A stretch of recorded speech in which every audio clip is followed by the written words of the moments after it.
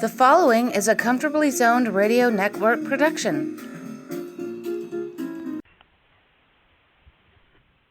Thank you, Tally Olson. We are back. Retro Rangers in the Zone. I'm Ralph Tycho, not the host of the show, but the master of ceremonies. I'm going to introduce the host. His name is George Grimm. George, take it away. Okay, Ralph, thank you very much. Welcome back to the Retro Rangers podcast. And our topic this evening is going to be working for the New York Rangers. Now, and our guests are Hal Bock, who was a former sports writer for the Associated Press, and who is the author of many books on many sports, and also worked for the Rangers and Muzz Patrick in the early 1960s. We also have Steve Choppy, who worked for the Rangers under the great John Halligan in the early 1980s. Okay, now it's probably true that everyone at some point wanted to work for their favorite sports team, and it's just a matter of how you got the job. I know I always wanted to work for the Rangers, and I just never was able to get there. But that's, neither here nor there. So I'll just throw it out there and ask you guys how you got the job. Well, I'll start out. I graduated from NYU in January of 1960, and I went into the Army, 6 months active duty in the reserves, and came out, and now I needed a job. I was getting married in November, and I needed a job. I had worked for 4 years while I was in college at an old newspaper called the New York World Telegram and Sun for a great guy named Phil Pepe. Pepe was the schoolboy editor, and I was his assistant. So I had a relationship with Phil, and I called him, and I said, I need a job. I'm looking for a job. He said, the Rangers are looking for an assistant. Call Herb Gorin. Herb Gorin was the public relations director of the Rangers at that time. So I called, and he had asked me to come up and be interviewed, and I came up. And I didn't know very much about hockey or the Rangers. I mean, I was a baseball fan. And I really hadn't watched the Rangers that much. I knew there was a Rangers team in New York. I knew it was a hockey team. That was about the extent of my knowledge. And Herbie sat me down, and he said, you know who our best player is? Well, thank God I knew about Andy Bathgate. And I said, Andy Bathgate. He said, okay, you're hired. So I got the job. And I was thrilled because now I had a job. I could go ahead. And that was important to me. Yeah. Nice. Let me ask you this. Were you as excited about the job? Did it turn out as exciting a job as you thought it would be? Yes, on both accounts. First of all, I was excited to be working in sports. That's what I wanted to do. I wanted to do that since I was 8 years old. So that was a major plus. I was working in sports. And I went to games, and I saw the speed on the ice. It was fantastic. The game was fantastic in those days. And the team was, you couldn't find 18 nicer guys than I had working with me on the players. They were just great guys from 1 to 18, not a bad guy in the group.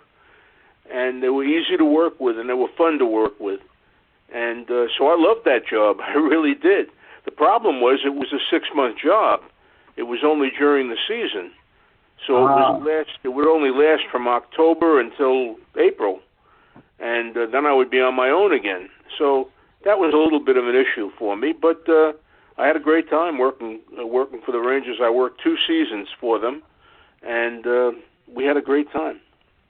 Okay. And you also got your name on the front of a Ranger Blue Book. I did. I did a lot of work on that book. I did a lot of the editing and some of the writing, and so I did a lot of work on that book, and I'm proud of it. Yeah, you should be. All right, Steve, how about you? Well, I just got lucky. I grew up, of course, as many of us did, as a Ranger fan. Got exposed to hockey in grade school around age 7, and it just went from there. Once I saw it, there was something about the game that grabbed my attention. I believe it was the speed and the physicality of it. I watched a lot of football prior to that as a young kid, and something about the hockey just grabbed my attention. So one thing led to another. School kids were listening. This was in the early 70s. I'd say 72, I guess. The year that the Rangers lost to the Bruins in the Cup Finals was really the first year I started paying attention.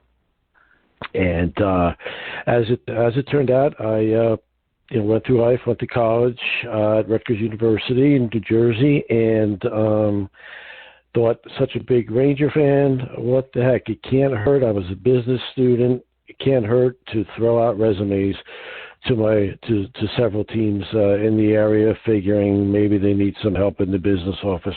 Who knows? So nothing ventured, nothing gained, so to speak. So sent the resume to them, and the phone rings one day, and my sister answers the phone and says to me, there's a lady on the phone from the Rangers that wants to speak with you. And I was thinking, someone got my name and wants to push season tickets on me or something like that. Well, it wound up being Janet Jewel Halligan, and Jewel being her nickname, of course. And she told me at the time that the club had an internship program, I believe primarily with St. John's University, in which they took sports management majors, if I remember the details from so long ago, and put them to work as a game night help or part-time internship help in the office a couple of days, couple of hours during the week. And that, it was an unpaid internship, but it allowed you to get the foot in the door kind of a thing, and right. Excuse me, and to go from there and see what happens. Long story short, of course, I was not going to let this opportunity pass me by. Fortunately enough for me, my family had a dry cleaning business, and I was able to take, let's say, quote unquote, a partial leave of absence that my parents were happy to work with me with. God bless them both. And we went forward with it. Now, Janet had told me that it wasn't as they did it with St. John's students, that they often had 2 internships in the office, in the PR office, and they'd kind of alternate days. Everybody would convene on game days, and that was a different story. It was very busy. They needed as much staff as possible. And I was pretty determined not to allow anybody else to come in there and share the work with me. I wanted the whole thing. So I was able to jump in full time, so to speak, and it was a wonderful start, and kept a lot of balls in the air. It was a challenge, but it was a gloriously fun challenge. And that's how the internship began. And I was there for the one season, 82-83. With the team administrators being, of course, Craig Patrick as the GM and the great Herb Brooks as the head coach. And we went from there, and tons of stories and experiences went along with that.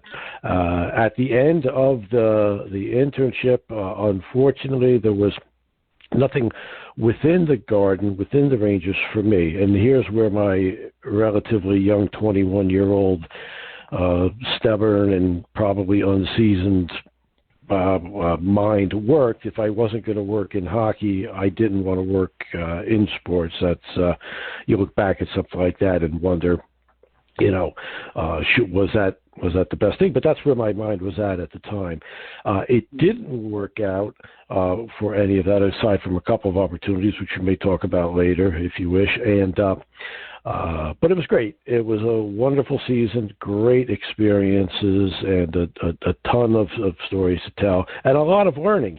And having New York Rangers on my resume had nonetheless helped me as I went through my working life. Of course, that's an eye grabber when you see that on the resume. So the Rangers it helped me indirectly. The Rangers certainly helped me move along in my varied career. So that's how it started, and we've got a lot to talk about. A lot of fun, I have to say that.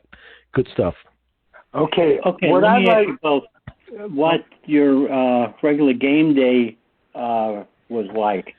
What your game day responsibilities were like. Let me ask both of you. Well, you want me first? You want to hear from me first? Yeah, let's do house. Sure. We played home games on Wednesday and Sunday. Wednesday night and Sunday night. Wednesday night was a 7:30 game. Sunday night was a 7 p.m. game. I would be in the office approximately 2 hours before the game, and I had to type up notes. And we didn't have mimeograph machines. We didn't have computers. We didn't have any of that fancy stuff. We had typewriters and we had carbon paper. And we had about 10 writers maybe who were regulars, New York City writers, and then we had some suburban writers. And I would type up with carbon paper 10 copies of the notes for that night. Now, don't forget that Saturday night is a big night in hockey. Hockey night in Canada. So what I would have to do, the first thing I would have to do is update the statistics that I had based on the games that were played the night before, and then incorporate those into the notes that I was typing up for tonight's game. And I would type all the notes up, get 10 copies or 12 copies, whatever it was, prepared for the writers. And at about 6 o'clock on Sunday night and about 5:30, maybe 6:30, I guess, on game nights, on Wednesday nights, I would go to the press box. Now, keep in mind, Steve had the advantage of working in the new garden. I worked in the old garden in 50th Street and 8th Avenue. Our office had a door that opened into the building, into the arena. So I would be in my office, and then 1 minute, and the next minute I would be in the arena, carrying all the notes down to the press box. And as soon as I walked into the arena, I would look down at the ice, and the teams were warming up. And I'd see if we were playing the Canadians, I'd see Jacques Plante, and I'd say to myself, Gump, you got to play a shutout tonight, because we're not going to score against this guy.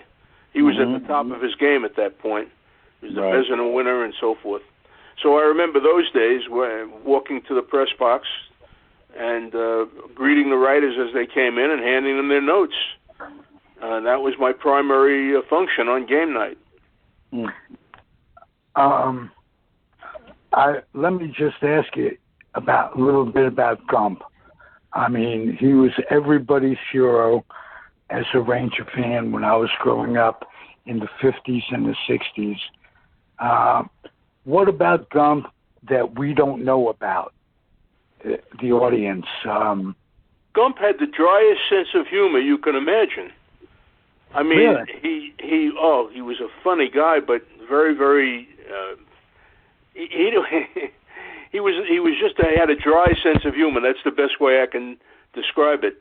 One time, one of our writers, a guy from one of the newer papers, said to him, "Which team gives you the most trouble?" Gump said, "The Rangers." That's not good, Gump. That's not helpful. Stuff like that. That's great. And how about a little blurb from you, Steve, about Herb Brooks, something we don't know about, and then I'll turn it over to George. Certainly. Herb Brooks, away from the game, so to speak, away from game day, game night situations, which is when, of course, we saw him. Other than that, he was at the practice facility with the team, and didn't see him much. But game nights, we saw he would pop into the office. The GM's office was right across the hall from the PR office, and so Herb would pop in there several hours before the game, very quickly, talk to a few people, and then be on his way up to the dressing room. Away from that, away from his element there, he was a normal guy. I have to say that in the film Miracle, Kurt Russell played him to a T. I watched that movie. I saw Herb Brooks. That's how perfectly I believe he got Herb Brooks down. And away from it, he wasn't that way. He was a normal guy. Speaking of sense of humor, boy, did he have it. He would make some funny comments, something that you wouldn't expect. Of course, most people seeing him with his hockey shoes on, and just a normal, very approachable, very, very nice guy, and related well to us in the office. We weren't putting on skates for him though, so I'm sure it was different for those guys. But for us, we almost were like halfway between him and the players in terms of how we related to him. So a little bit more on the as adults as opposed to players for relating to Herb. But tremendous guy. Just to reach about Craig Patrick, terrific human being.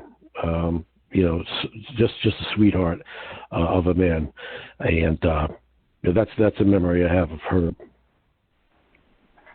I'll ask you one more thing, because I knew Patrick when he played with the Seals, and I was in my 20s and he was in his 20s, and I got to meet him through Stan Gilbertson. So I knew him as a kid, and I wonder how he was as an adult. He was one of the nicest guys you'd want to meet. He never seemed to, and again, I was exposed to him quite a bit because he was always in the office across the hall. He was as approachable as you would hope for.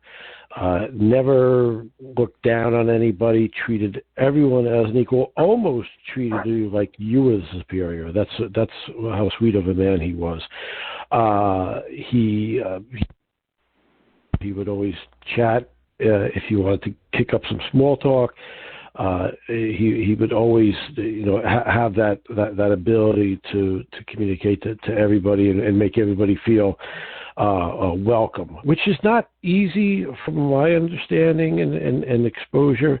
Not easy to do at his level, especially in the largest city in the world, and of course the sports mecca of the world, and on top of that, the greatest mecca, which is in Madison Square Garden for the New York Rangers. Craig was a real terrific guy. Nothing hard about him, nothing hands down, nothing. I'd imagine, let's put it this way, never met the man, but I imagine comparing him to, let's say, John Ferguson, I think they'd probably be two opposite ends of the spectrum. Craig was that nice, had that much time for you. I think so, yeah. Well, you described him just as he was in his early 20s as a player, as just another guy. You wouldn't know he had the Patrick line, the lineage, the Patrick lineage from talking to him. He was so down to earth, and I'm glad he remained that way. So I have two general manager stories for you. Okay. The first one involves Muzz. Muzz Patrick was Lynn's uncle, I guess, right? I mean, Craig's uncle, I think. He was Lynn's son, I think. What at any rate, Muzz was the general manager when I was hired, and he had his office and I had my office, and never the twain shall meet. I was not going to interrupt anything that he was doing. And we introduced that year the college hockey tournament. The ECAC decided to have a college hockey tournament. because they had been successful with the Holiday Festival, college basketball. So they invited 4 teams, and Herb Gorin, my boss, said, "This is your baby. You got to promote this." "Oh, okay, I'll do it." And I wrote the program, and I called all the papers, and I interviewed the coaches, and I did everything that a publicist is supposed to do, given that kind of a project. And they opened the doors, and we sold the joint out. 15,925 fans. That was the sellout number for the old Garden. And we played 2 nights, and I came to work on Monday morning, and I got the word that Mr. Patrick wants to see you. And I got a little scared because what have I done wrong? I've only been here like 3 months or 2 months. But I marched into Muzz's office, and he said, "Did you have anything to do with that college tournament?" And I said, yes, Mr. Patrick. I handled the programming and the program and the interviews, and that was my job. He said, "Well, you did a great job, How much do you make?" So I said, "Well, I make $75 a week." He said, "I'm giving you a $25 a week raise retroactive to your starting date." Well, I started. I started. My feet started to move around a little bit. I thought, my God, I can retire. I'm making $100 a week. So that was my first general manager story. Now, my second year at the Garden, my second year with the Rangers, they brought in a great man who just passed away, Emil Francis, became the assistant general manager. And his office was right next to mine. And George knew Emil very well. He's a great guy. He was just a terrific guy to deal with and to talk to and be around. So now it's 1962, October of 1962, and this is the Cuban Missile Crisis. You guys all remember that. And, Emil comes into the office right in the middle of the Cuban Missile Crisis, and he's smiling and laughing and having a high old time. And everybody is grim. We thought the nuclear war is just down the street here, And he's laughing. And I said, "Emil, what are you laughing about?" And he said, look at this. And he opened up a New York Times, which had a map of the missile sites and the missile range from Cuba. And the missile range from Cuba would fall short of North Battleford, Saskatchewan, which was Emil's hometown. He said, "We're out of the range. We're home free." And I thought, this guy needs an examination. He really does. But it made me laugh, I'll tell you that. So those are my 2 general manager stories from my days with the Rangers. Hey, why don't you tell us a story about Muzz Patrick and Jacques Plante when Jacques actually thought that the nets were the wrong size. Oh my God! This is a deep, dark secret you're making me reveal. Okay. Jacques Plante was a perfectionist at his craft. And he was a great goalie as well, but he was a perfectionist. And he complained to the league office that the nets in Madison Square Garden were not regulation size. So the word came down to Herb Gorin, who was my boss. We got to find out what this deal is with the goals. So I went and I found the building superintendent who was in charge of such stuff, Dick Donofrio, I think his name was. And we went down into the guts of the Garden, into the downstairs, and we measured the nets. And damn it, if Jock wasn't correct, the nets were not standard size. So I told my boss, Herb Gorin, I said, Plante is correct. The nets are not the right size. We got to talk to Mr. Patrick. Okay, we went to talk to Mr. Patrick. And he looked at both of us, and he said, okay, don't ever say a word about this to anybody. You got my pledge, Muzz. I'm not going to talk to anybody. And we changed the nets. We bought new nets. New nets came into the building. They weren't off by much. It was off by like 6 inches. But Plante knew it, and he was right. So that's my net story. It's a good one. All right. Well, as the Rangers game day in 1990s, when I was doing Sportstat, the Ranger Report, Barry Watkins, who was the Ranger PR guy back then, invited me in to have a game day with the Rangers, and it was a very long day that I remember, and there's a lot of collating of paper. Everything was done on paper. They had these press notes, which were at least 12 or 15 pages each, or these 8.5 by 14 pieces of paper, and they had to make up a lot of copies of them. And then they had copies of all the newspaper articles that had to be collated and handed out, and the NHL stats. And, it was just a very long day. I got there, I guess, at 9 o'clock in the morning, and I didn't go home until after the game was over that night. And I don't know how the PR staff does that on a regular basis. The guys who were there when I was there that day was John Rosachko, Rob Koch, Barry Watkins, Kevin McDonald. It was the early 90s, and it was interesting. I had fun that day. And another thing you have to remember, I worked there in 1961 and 1962, and those were the days of the 6-team league. There were 6 teams. So there weren't that many players that you had to keep up on. It was a much easier job in terms of staying abreast of who's who and what's what and what's going on in the league. Now they have, I don't know how many teams they have, 30 teams, something like that, 32 teams. 32, yeah. I mean, that's insanity, and I couldn't. If my life depended on it, and they're playing the Stanley Cup final right now, I couldn't name 5 players on the Colorado Avalanche or 5 players on the Tampa Bay Lightning. I couldn't, because there are too many players to keep up with. Right. So I mean, it's a real job. I can't imagine how they do it today, but I described to you how I did it.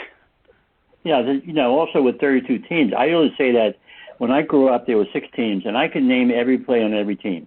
Exactly. Now, if you asked me to name all 32 teams, I would have to sit down and think about it. I don't think I could do it right off the top of my head. So, but one day I was watching the late news one night with my wife, and they gave the hockey scores, and they said scores in the National Hockey League: San Jose 3 and Arizona 2. And my wife looked at me and she said, "San Jose has a hockey team?" I said, "Yeah, what am I going to tell you?" "Yeah, they do. And so does Arizona, and so does Winnipeg, and on and on and on, So. Yeah. And not only does San Jose have a hockey team, but Charlie Finley owned them for a while. Yeah, I know. So I don't know how much good he did as an owner, but that was short-lived. What's your favorite moment in your jobs? Start with you, Hershey. My favorite moment was when the Rangers would win a game.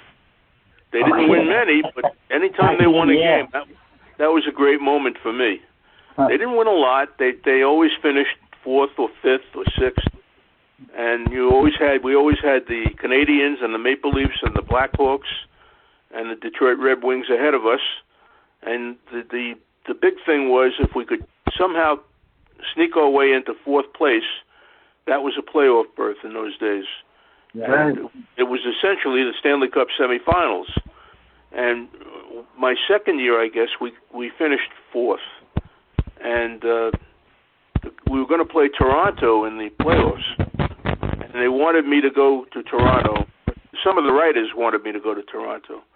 But Herb Gorin would not allow me to go to Toronto. So that was the end of my season, Okay. We were the home games. I was fine, but no road games for me. How about you, Steve? You take any road trips? Not Not to really speak of. Simple ones. Anytime, of course, we played the Islanders, we jumped out to Hempstead there and at Nassau Coliseum and took in a game, and of course the New Jersey Devil games as well. What I found to be interesting about that with those games, and of course the playoffs that year against the Flyers, we were down there for the Flyer games, and that was in '83. It was interesting being there only because we really were not working. We were more so there, as the term states, home team and guests. And we were more or less treated like guests, period. A nice meal, pregame meal in the press room. It was very much, you didn't feel I don't want to use the word pressure, but that's the one that comes to mind right now. There wasn't that, you didn't have the responsibilities you did when we were hosting a home game, so it was more of an easy feeling. You were really there to basically small talk a lot of the media that were there, the office people, the PR staff at the given arenas that we were in, and taking in the game. So it was very much low-key and more so relaxing, because all the communicating and things of that nature was handled by the home squad. So what would happen there, of course, is any post-game information would be distributed by them. So we really just got to kick back and almost be not quite fans, but almost fans. So it was actually in those various venues was more of a night out, so to speak, for us. I can say that. So there really wasn't a lot of work to do. It was more socializing from the way I took it. And you can say that you guys were fans with benefits. Exactly. That's a great way to put it. Yeah, it's a perfect way to put it. That's exactly how it was, and it was kind of nice. It was kind of nice watching how other clubs work their PR operation on game nights and things of that nature. So it was really more fun than sweat. Let's put it that way. Mm-hmm. Good. Okay. Hal, I know you did a book on Andy Bathgate. So you got particularly close to him. Anyone else on the Rangers at that time that you developed a closeness and a relationship with? Any of the players? You bet.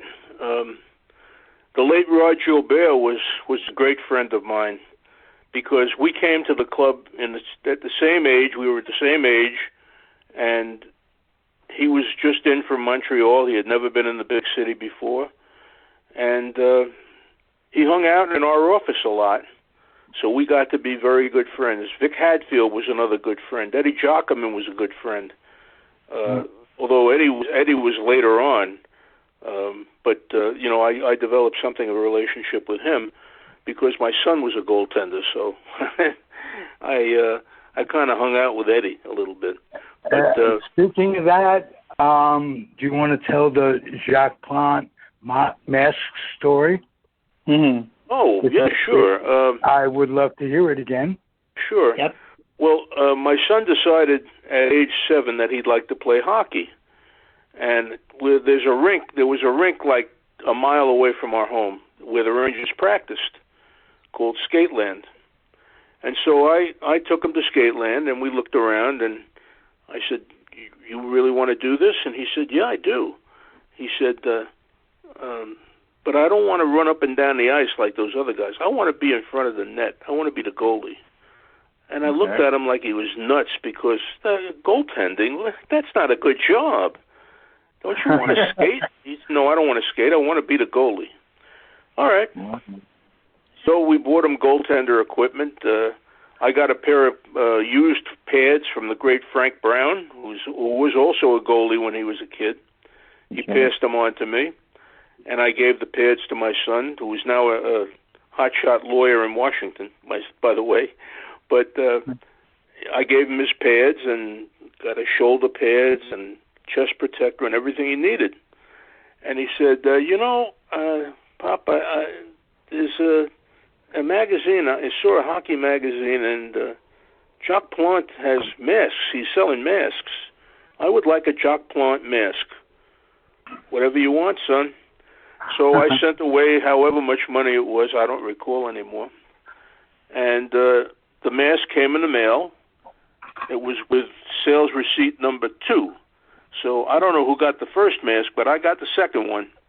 And Richard wore that mask while he played goal from the time he was 7 till the time he was about 14, when he decided to give up the sport for other things. And that mask is still in my house, in my garage. So it's a keepsake. Nice memories. Mr. Choppy, do you have any memorabilia or special memories that you accumulate about that? My gosh, yes. And I don't think we have time for a 5-hour podcast here, but I do have a lot. I can tell you that a couple of things here that I hold near and dear to my heart from this experience. Not necessarily as they come to mind. Number one, because it was an unpaid internship, John and Janet Halligan were always trying to find ways for me to make a couple of dollars here or there from my affiliation there. One of which was if you were the statistician for us at the time, in the radio booth. As I don't even know where the radio booth is in this current garden, but in those days, the seats there right above the, I guess it's called the Willis Reed Tunnel, technically, where the Rangers used to come out of center ice.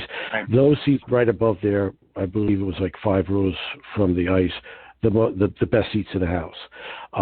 And I sat there, and I don't remember. I believe it paid $50 for the game, $25. I can't remember, but I sat there, and if you looked at the table from the ice, it would be Marv on the left, Sal Messina in the center, and then me next to Sal Messina.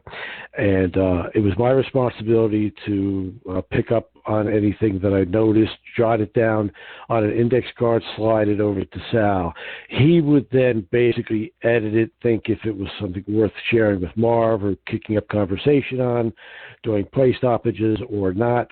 But I'd be like the eyes and the ears to feed them information. Of course, anytime official announcements were made, penalties, goal scored, etc., it was my job to jot it down and pass it along.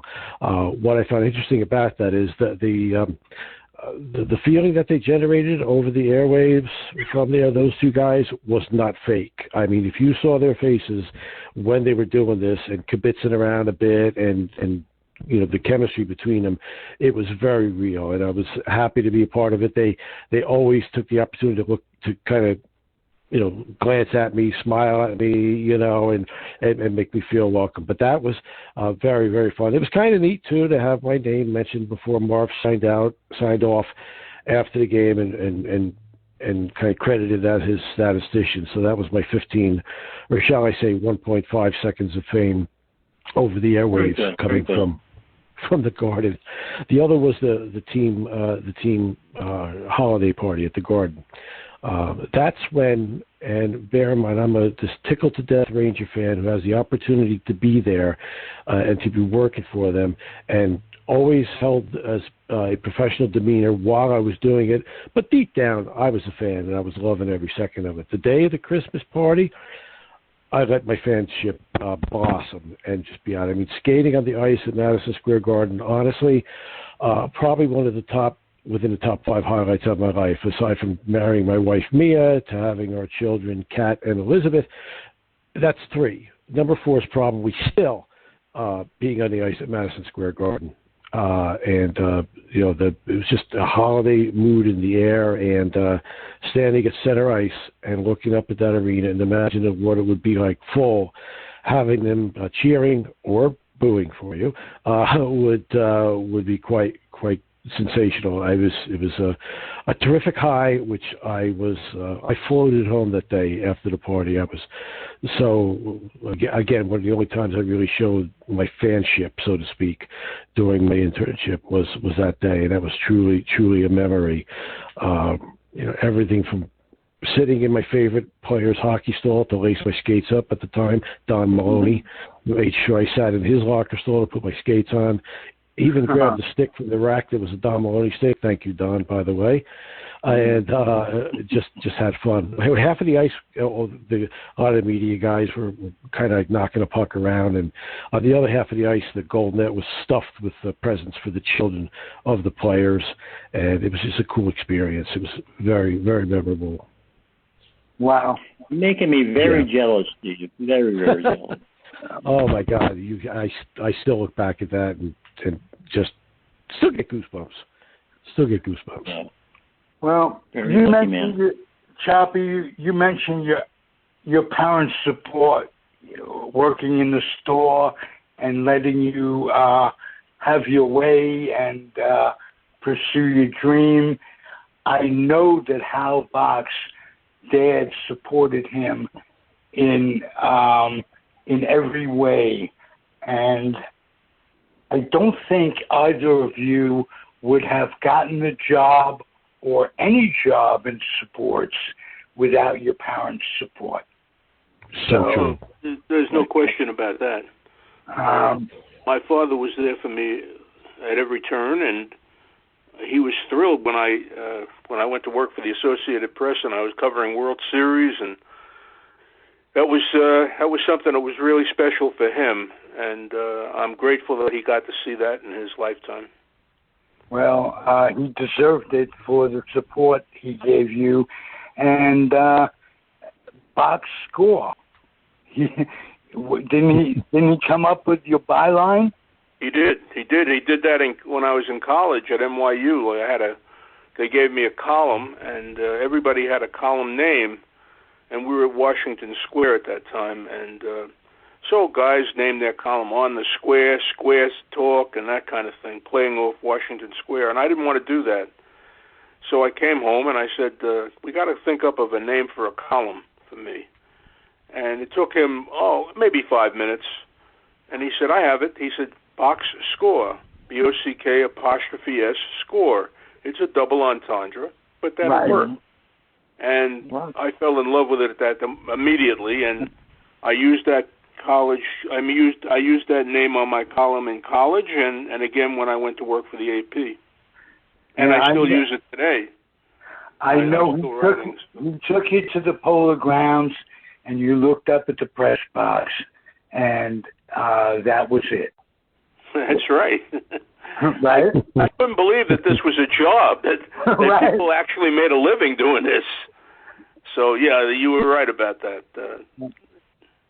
All right. We had that story in our book, Comfortably Zoned, in Nevada Pine Tar.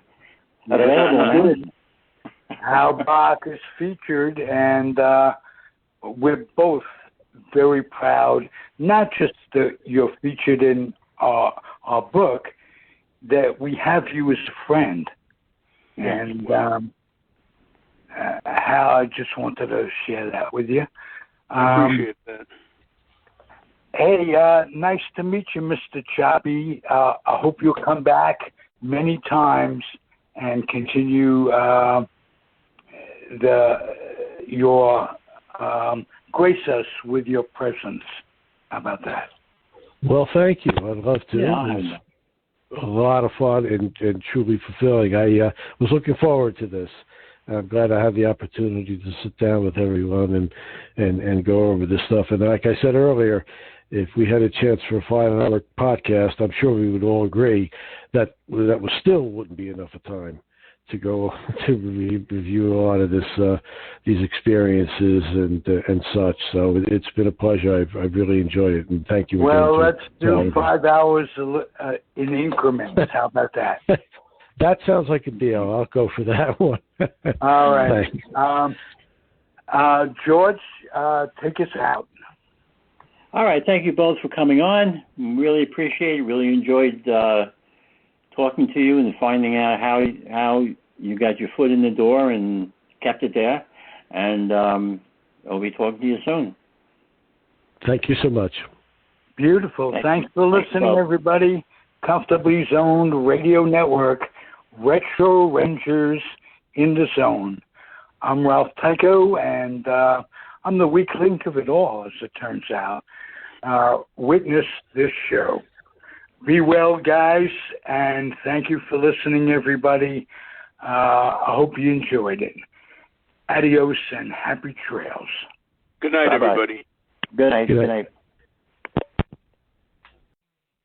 The proceeding has been a Comfortably Zoned network production. You are advised to keep your dreams wet, your humor dry, your children and grandchildren out of military recruiting offices and off the laps of clerics who wear dresses. Thank you for listening, everyone. Happy trails.